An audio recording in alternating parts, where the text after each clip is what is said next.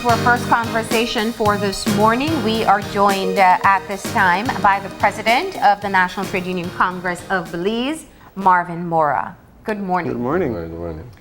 So, Marvin, of course, just to continue the conversation or continue the discussion on the issue, the last time you were here, it was on the International Day Against Corruption, and we were talking about the UNCAC. Subsequently, last week, we saw a press conference where the NTUCB is speaking out loudly saying that you want to see movement on the rollout of UNCAC. Talk to me, if you could update us from what happened in December when you said you were going to pressure for the committee to get started again with the meetings to up to last week.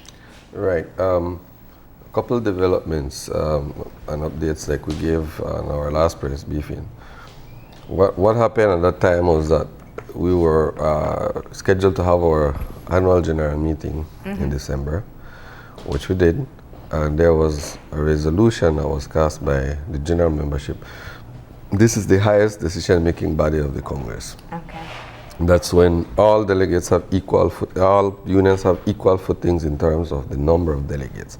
So regardless of how small your union, you have 8 delegates that represent you.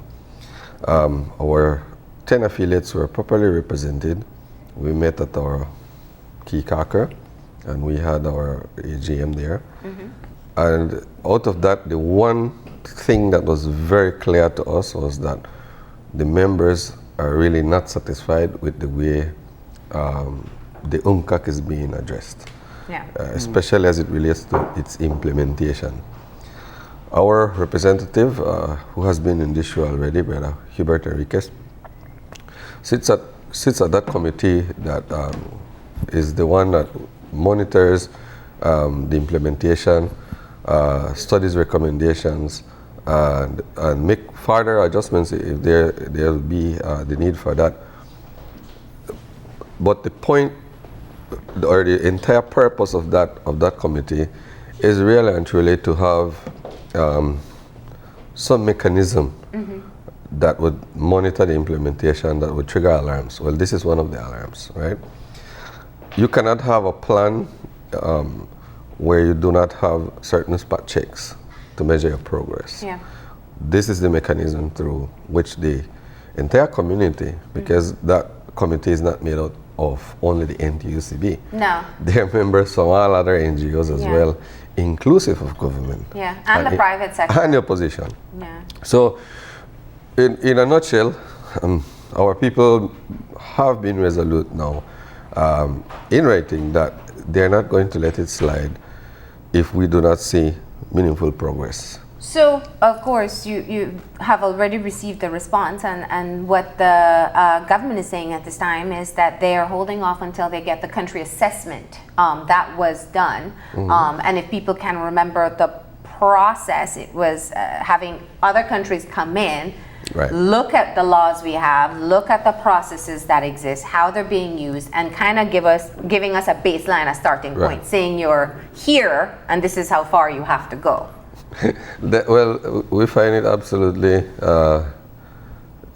astonishing, for the lack of a better word, that because if you read the review that has already been published, the executive summary the executive summary actually is a list of recommendations, and those recommendations are based on the assessments that were made by the experts.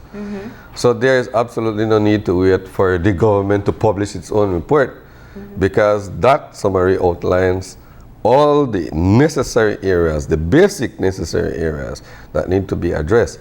And one of them, key, and I have to take a little step back here, we have not heard any one of the parties, inclusive of the People's United Party, who is in the opposition, come out and articulate and fully support the implementation of the UNCAC, especially as it relates to campaign financing.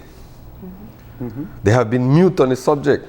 So we have to call them out on that. Absolutely. We had this discussion at the table, and it is obvious for us that it has to be the NTUCB along with civil society to ensure that all the necessary ingredients of the UNCAC come to fruition. Otherwise, it will be business as usual.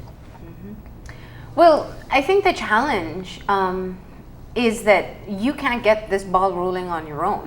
Of course not. As you said, there is a committee that is established. It is the implementation of the UNCAC falls under the Attorney General's office. And so we know that clearly there has to be engagement on all fronts. So the NTUCB has spoken out. Have you engaged with other committee members, other civil societies, the private sector? The last time I know you had a representative from the chamber here with you, talking about the stall in the implementation. We are all in this together. There is absolutely no way, you're 100% right, that the NTUCB can accomplish this on their own. However, there is a couple bits of strategy that we have already employed before. And one of them is this exactly. We have to educate the public. All right, let me put it to you in simple terms so that all of us can understand. I know we are aware that there is a lot of consternation amongst educated voters. I'm not speaking about hardcore PPs or hardcore GDPs. I'm talking about the persons who make an educated vote, the ones that stick to the issues, listen to what is happening, and make a choice based on the policies that will be presented by those parties through their manifestos. Fine. We are telling these people, you believe that there is no other choice, that it's either one color or the other or a third party. We are telling you that there is a choice, and the choice is fix the system. That is the choice. That there is absolutely no other choice other than continuing with business as usual regardless of who you put in. So for us it's very clear.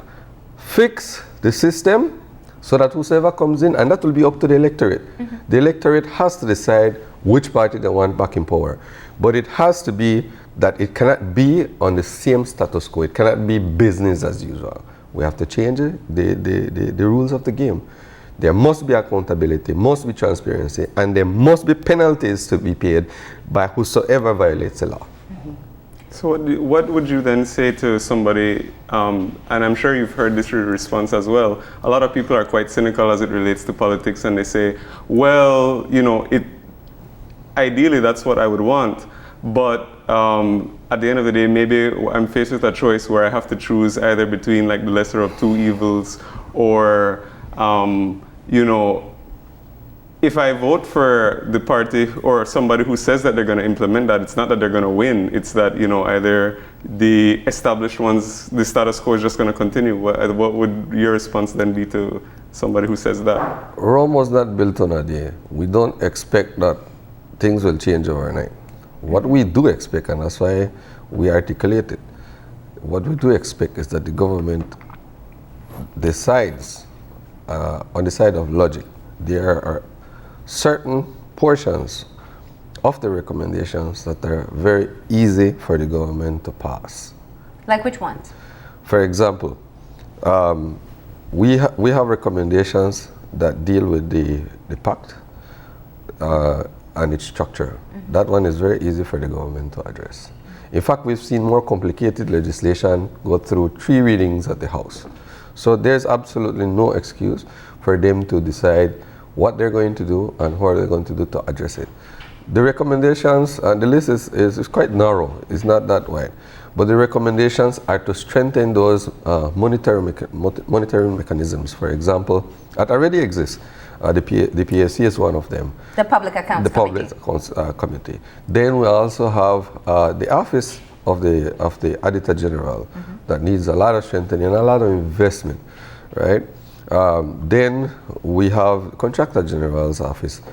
It's not only putting a Contractor General, it is reinforcing that office so that they can actually do some work, some serious work. Imagine you have to vet over 100 contracts every month with minute details that might escape you if you're not careful. And you have a limited staff, limited amount of resources and finances. Plus you have to go to the workplaces and do worksite inspections and create very detailed reports on what your recommendations are. Can you imagine the magnitude of that job, to have it being done by 4 or 5 people, that is nearly impossible, if not impossible. So your starting point is looking at the existing oversight structures that do exist: the Public Accounts Committee, the Integrity Commission, the Auditor General's Office, and the Contractor General's Office. Right. That is right. That's where you would want to see. That is right, because those are the mechanisms that easily addressed because they already exist. Mm-hmm. It's not like you have to create anything out of nothing. They're already there, and all they need is a little revamping so that they can function properly. Mm-hmm. Now, if you are going to say that you are waiting on a report coming from an external party when recommendations have been clearly outlined, specifically outlined within the summary executive, then obviously it's clear that you probably have no intentions in addressing accountability and transparency, because those mechanisms are already there, actually drive at the heart of accountability and transparency. But we have more than that. At the end of the day, I think the best to call out which one of them would be easily implementable would be the government itself. But they just can't lay back and say, well, we do wait for Johnny over yonder and he's not moving. That is definitely out of the question. Any educated person will look at that report and would realize that, yes, there are certain things that would take a little bit longer to implement. For example, we were speaking about financing for campaigns, right, for political campaigns, to be clear. Obviously, that would need serious discussion at the House and at different levels in society. Fine, that's understandable. But you cannot articulate that your position is that you don't even worry about that.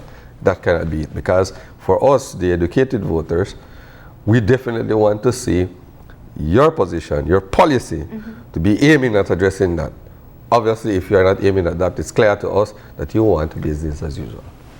You know, you said that what the union wants to do at this point is to educate the people. You call them educated. Some people may call them non-aligned. They're not aligning themselves with any party. They try to be more critical. That is right. Yeah. But in fact, I think you have a harder sell than the politicians at this point. Obviously. Because we're in a very cynical state. I mean, when you talk to people, and even if you read kind of the things you see online and the sentiment every time there's a scandal or issue or a political issue that arises, people say the same thing. Oh, it's never going to change.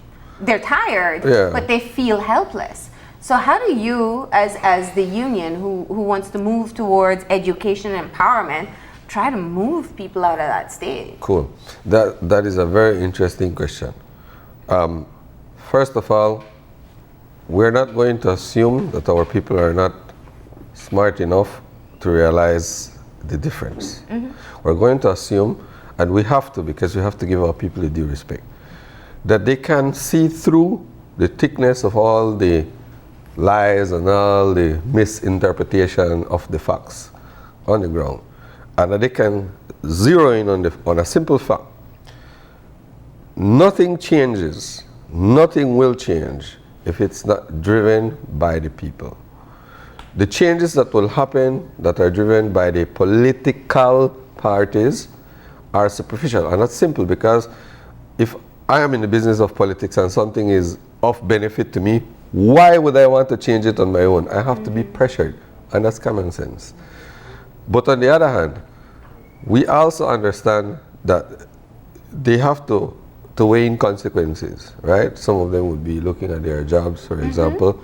Do I put my career on the line to go and support something that may come back and haunt me down the lane? Or I am in a particular business where I may need from the current administration or the incoming administration. You may need the business, yeah. That is right. So we understand that. And that's why it is key for us to understand that the NTUCB cannot go at it alone. Right now, we are sounding the alarm. There is a window between 3 to 5 years where the implementation of the first 2 phases have to come to fruition. We are almost at the end, and we have not even gone through the first entire set of recommendations. So obviously that is telling us something, that we are lagging behind the process, and we cannot allow that. So what the government should be doing at this point in time is analyzing those areas that they can easily address and start to put a plan together. In fact, one of the things that we are calling for is for the reconvening of the committee that was already there, because that committee was the one that was driving some of the process. So if you remove that committee, there's a void there. There is no need for you to do anything. It's not been removed though, it's just been defunct. Well, it's defunct. Yeah. Since February last year, yeah, we have not had a meeting. A full year. Yeah. And we understand that government officials, for example, the Attorney General take umbrage to certain things, right? I mean, everybody is human, and whenever they feel that the certain level of pressure that is coming from an NGO such as the NTUCB, their egos are hurt, right? Obviously, their egos may be huge as well, so there will be a lot of room for hurting. But that's not our issue. Our issue is addressing the matter with logic. Yeah. What can be addressed, address. And what needs to have a plan or a strategy in place, put it in place. And putting the committee back to function so that we can actually get the work done. Otherwise, we'll be having this conversation every day in the media, nothing will move. Well, I mean, you spoke earlier of having timelines built into the implementation of UNCAC and nearing the end of what should have been the first phase. That is right. What has taken place last week, I mean, we kind of skipped it over. It's not just that you're saying, let's get the ball moving. No. You threw down the gauntlet. You set a deadline. You said end of February. That's right. Or else. And so my question is, or else what? Well then, I just want to remind the general public of the following. The NTUCB cannot move with the support that we need. We need that support from our general membership. We are trying our best to stay out of party politics. That's why you see we speaking about every single aspect of this issue. We don't know, and you don't know, and nobody knows who will be the next administration. We have absolutely no clue. We don't even expect either or either. Our best guess is that it could be anyone. That's our best guess. And obviously now that should be more than enough, sufficiently clear to everybody that we are not in the business of party politics, but we are in the business of politics. Because this business hurts all of us.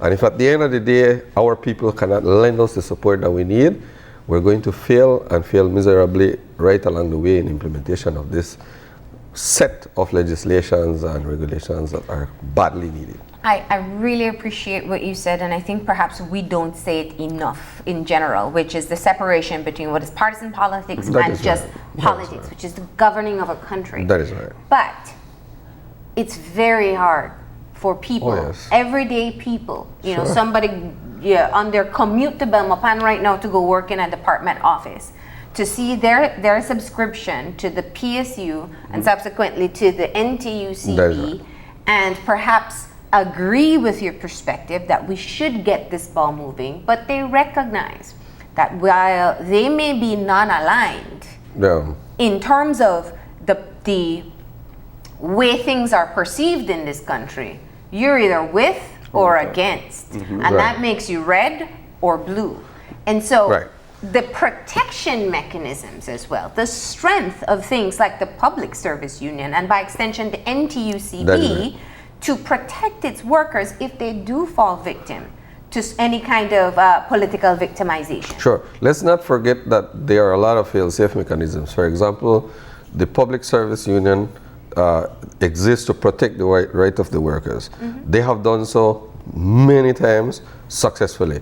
That is one. Two, there is also the Public Service Commission that would not necessarily be a deterrent to any politician wanting to target a specific individual for supporting a cause, right? But those mechanisms are already in place. But the biggest protection that the membership can have is advocacy amongst their own self. So we cannot expect that the NTUCB will do all the work. We also have our affiliates on the ground having certain level of responsibilities on their shoulders. So, but stick a pin on what you said. I want to come back to it, and I want to be emphatically clear. Logic should prevail over emotions. Should, right? And we want to be emphatically clear. We don't know who will win. And it doesn't matter us. What we want is ensuring that whosoever comes in has to follow through with the implementation of the UNCAC, period. Which is why you want to get it started now, That is right. before the next election. That is right. Because if we would have sounded this alarm after a particular government comes in, then people would obviously say, well, and whatever, whosoever won. We're not in that business. We want to ensure that it starts now. So, and you're also up on the anniversary of what you'd call the failed committee at this point. 1 year and no meetings. Right, but, it's almost 1 week. Have you heard any response? Have you gotten notification of the convening of a meeting, of additional support from other entities? Something to indicate to you that the NTUCB is not the Lone Ranger advocating for the implementation? Well, we have always received commendations from other NGOs, inclusive of the Belize Chamber of Commerce and Industry, who are very interested in addressing this matter. But we received a call at our General Secretary. He received a call from the Prime Minister, and he's already amenable to have a meeting established between the EAG and the NTUCB. We don't anticipate it to be a very jovial kind of a meeting. The setting must be serious because the issues that we're addressing is serious. But we want to maintain that very respectful, because we want the best of our country. This is not about who has the biggest guns. This is about simple logic. There are certain things that need to happen, and they must happen. And the excuses cannot be that we as a country are waiting on an external party. That is absolutely ridiculous. So where is our sovereignty? You have a question, where is the sovereignty? And I'd like to counter that by telling you some of the other excuses we typically hear. One, the Attorney General's office is short-staffed and there's a lot to do. That is right. That there is a lack of resources. Right. That it takes time to prepare legislation. Right. And because the UNCAC does require quite a bit of shifts within internal systems. All right. So within our logic prevailing, and this is the conversation that will have to happen, and all things being considered, what would be the reasonable deadline to start implement those that are easily accomplishable, the low-hanging fruits from the tree? So the conversation have to happen. We are not just a group of rogue individuals. I want to emphatically point out there for the viewers. We are a group of workers, from professional workers to technical workers to menial job workers, that come together, discuss the issues from different angles, different points of view, and we sit down around the table and we ensure that we give credence to our values. We want to ensure fairness in the process. We were involved in the process, we are still involved in the process, and we will continue to be involved in the process. We know that some people may not necessarily be happy about that, but that's the nature of governance. As a responsible government, they must realize that inclusion is the way to go. If you start to sound the alarm of exclusion, then we're going to live in a different place and different things will have to happen. Now, there's been so much time that has passed between the signing of the UNCAC and now. That is right. And I think it's very important to be able to remind everyone how the signing of the UNCAC came about. In fact, it was your member union who literally went out to the streets in protest. And one of the issues, because there were several, was to be able to sign on to the UNCAC. That is right. It is the United Nations Convention Against Corruption. And when this administration made the decision to sign on to it, this was a great move. But do you feel now that perhaps it was just to appease the demands at that time and it was never really a serious intent? Our feelings in this situation are out of the question for right now. what we are looking at is facts. The fact is that they already signed it. That's number one fact. Number two fact is that those implementations actually have standard timelines that must be adhered to. That's another fact, because those are established by experience in other countries where UNCAC is also being implemented. And three, the other fact is that we are lagging behind. We have not completed the areas that we should be complete by the timeline that we already have exhausted, right? So putting that into perspective, we are addressing the issue by going along the lines of facts, so that we leave our emotions with our feelings and all of these things, and we deal with the issues using logic and facts.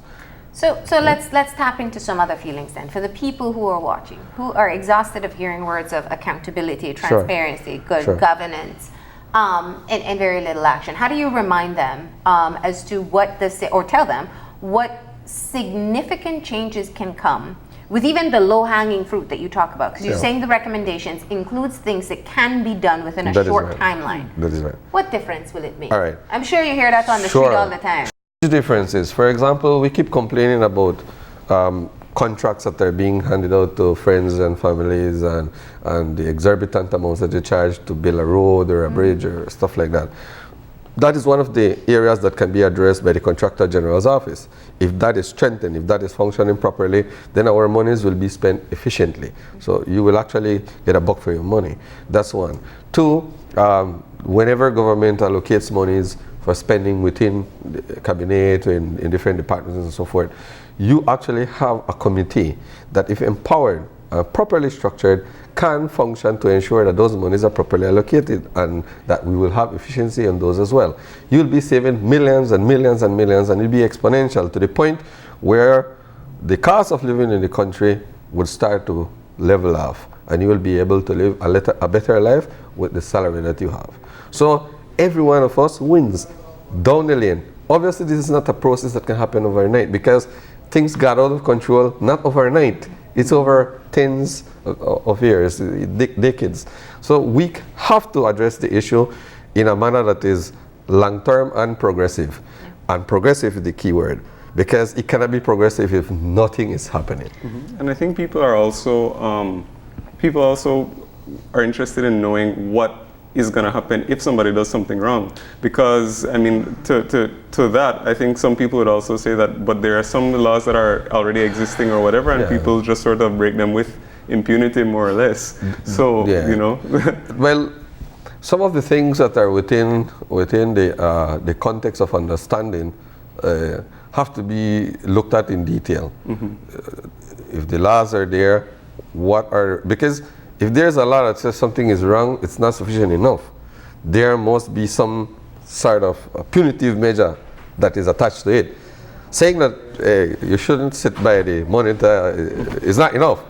If you sit by the monitor, what will happen to you for breaking that law? So those are the aspects of the law that the UNCAC has to address, and that's the reason why you have a steering committee to ensure that those go in as well, because it will provide the necessary teeth to the already existing legislation, and it will add in more legislation to strengthen those that exist. So you got a call from the Prime Minister's office indicating that the meeting will be arranged clearly before February, because that was the end of February, that was the deadline you said. What is the next step? The next step is listening to the logic of what they will present, or what will be their position, trying to work out some agreement. We need, as I explained, we need the support from the membership. Then going back to the table to decide, okay, from here, we have seen ABC as our possible alternative measures. Where do we stand? And then let our council guide us forward. When is that meeting scheduled for? Well, it would have to be at the end of February. No, they have, as far as I'm concerned, they have not, but more than likely it'll definitely have to be before the end of the month, so that we can understand whether or not they want to move forward, or whether they will insist in something that is illogical. All right, well, we will keep on following. Thank you for coming in and updating us. Thank you very much as well. All right, we're going to go ahead and take a break. When we come back, we are going to be talking about the National Anti-Doping Organization in Belize. So stay tuned.